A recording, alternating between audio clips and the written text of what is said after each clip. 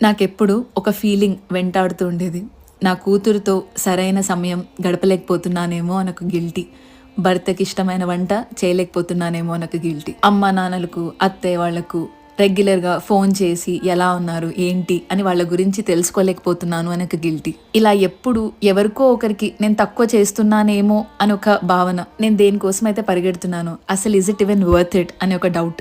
మరోవైపు ఇంట్లో ఉండే వాళ్ళకు కూడా మనం ఫైనాన్షియల్గా మన ఫ్యామిలీని సపోర్ట్ చేయలేకపోతున్నానేమో అనే గిల్టీ ఉంటుంది. కొన్ని సంవత్సరాలు కష్టపడి బిల్డ్ చేసుకున్న వాళ్ళ కెరియర్ని పక్కన పెట్టి తప్పు చేశామో అనే గిల్ట్ ఉంటుంది. ఇలా చూస్తే ఏ మార్గం ఎంచుకున్నా I'm going to feel that guilty. నాకు అప్పుడు ఒకటి అర్థమైంది. గిల్టీ అనేది నేను తక్కువ అనే సూచన కాదు, నేను ఎంతగా ప్రేమిస్తున్నానో, ఎంత బాధ్యతగా తీసుకుంటున్నానో దాని ప్రతిబింబం. పర్ఫెక్ట్గా అన్నీ చేయడం కాదు జీవితం. మన పరిస్థితిలో మనం చేయగలిగినంత చేస్తూ ముందుకు వెళ్ళడమే నిజమైన సంతృప్తి. నా శక్తికి, నా పరిస్థితులకి గౌరవం ఇస్తూ ముందుకెళ్ళడం నేర్చుకో.